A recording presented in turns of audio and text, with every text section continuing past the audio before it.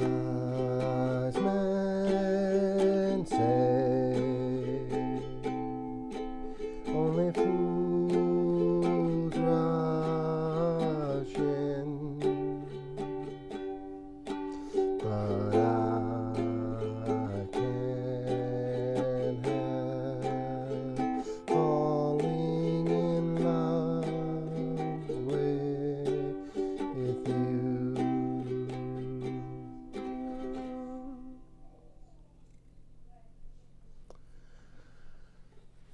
So this week I'm going to talk about meeting my mom. And this was at an incredibly important transition point in my life because I started a lot of different things at this time. So after the election, as I said in the last video, I went to work at Manpower, and actually because I was looking for a full-time job, they just didn't really want to staff me out anywhere per se. But they did have me work in the office, and so I ended up working in the office there, which was really an interesting experience to get to see how an employment agency works at the time. This is back in 99. And so I worked at the office for a while, and then they had a request for an interview, or actually for a replacement, for a short-term sub position at the Lockheed Martin factory, or not factory. It was they made parts for a sub.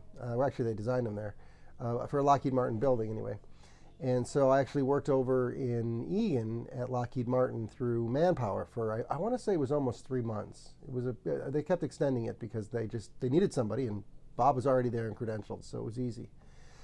But it just so happened that one day they had to come in and say, "I've got bad news, Bob, but this is going to be the last week. We don't have any more work for you."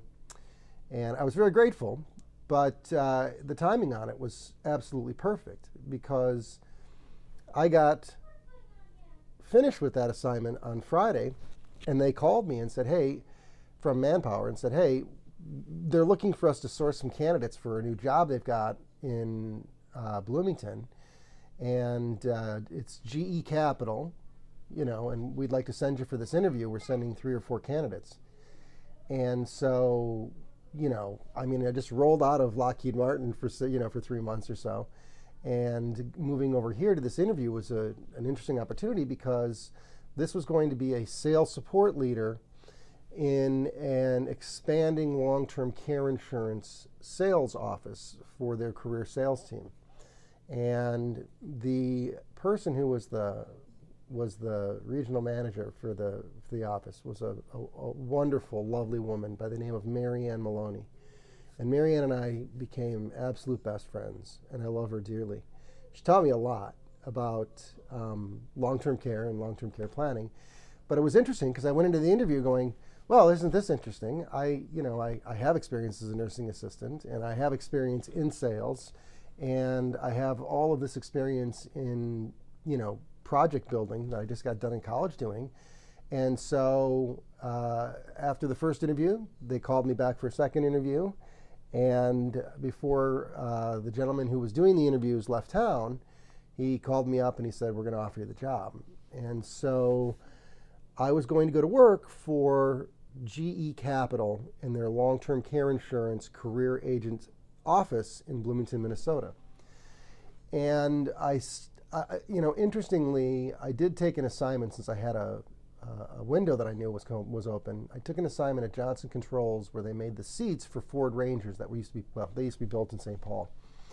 And I did that for a couple of months. And I remember that I went home to do the call for my onboarding paperwork with GE Capital. And it was the day that Columbine happened. And so I sat and I watched Columbine unwind in real time. And then I did my conference call. But the good news was that I was going to go to work for GE Capital in Bloomington, and I did so. I want to say it was in. I think it was in the. Actually, it was in the fall of '99, and so it was during that period in September, I believe, that my mom first called and left the message, and it hadn't occurred to me at the time. until years later, as I looked back on it, I realized the reason she didn't say anything was that she was hearing her son's voice for the first time and was just stunned. And I knew when I heard her voice that there was something familiar in it. And then on that Sunday, as I shared in the last video, she called and we spoke for about 20 minutes or a half hour, maybe longer, and planned to go down and visit her. And as I've shared previously in videos, lots of stuff to review here, she was living in Council Bluffs, Iowa. And my sisters, I have two half-sisters, so I'm the oldest of five, and I have a half-sister below me, and then a half-brother, and then another half-sister, and then another half-brother.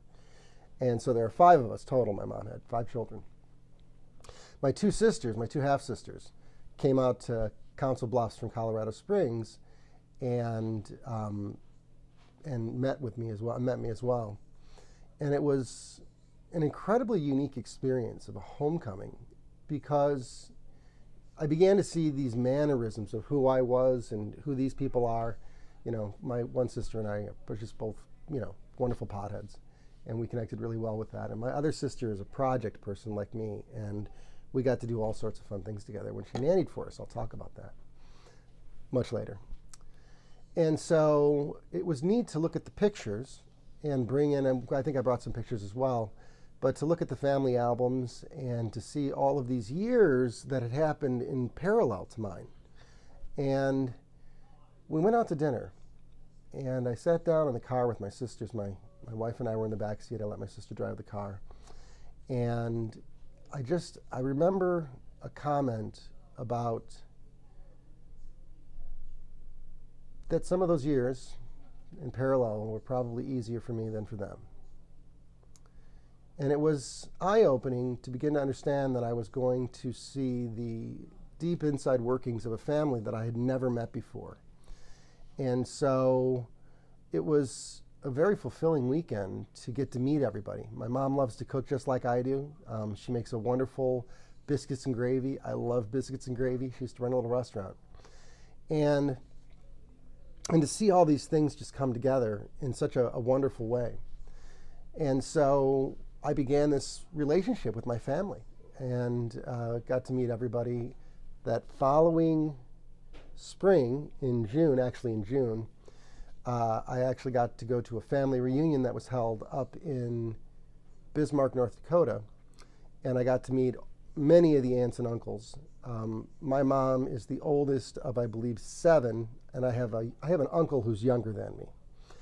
And so it was very unique to get to meet all these folks. The second child, my Uncle Bruce, came in from California with his son, and it was just so interesting to meet my Uncle Bruce because, for once I had met someone I looked like, that I could see a resemblance in and understand and have that connection of seeing and being a part of this conglomeration of very eclectic people. And I found that I fit right in, and that there was a great spiritual connection between us. And so I met my mom, and it was a really exciting time as I began my career at the same time with GE. I'm going to talk about GE Capital, and I'm going to do an entire piece on this part of it in probably, I guess, the next video. But in this video, I want to tell a story about being at a family reunion in Colorado Springs with my cousins, which was really unique because my mom and dad both had one sibling, and my mom's brother didn't have any children, and my dad's sister only had one. And so I had a very small family in my very immediate family. And I went from that to having, 6 uncles and aunts, and my grandmother and my great-grandmother was actually my grandmother's still alive. I don't have any of my grandmothers on my other side. My grandfather is still alive, and I'm going to get to that story a little bit later. And so, suddenly I went from not having any grandparents to having both my grandma and my grandpa on my mother's side in my life and alive and kicking. And that was such a unique experience to begin to put that path together and to see where it led to. And it's led to some very unique places. And I'll talk more about those individuals in the coming stories, because they were now in my life, and it wouldn't be very long before my first sister would come to Annie for us. And I'll talk about that a little bit later. So that's our story for this week. And it was a unique experience that I would have again when I would meet my father. And I'll tell about that story much, much later, because that just happened in the very recent times. With that, I appreciate your time today, and you have a good afternoon and evening. Peace.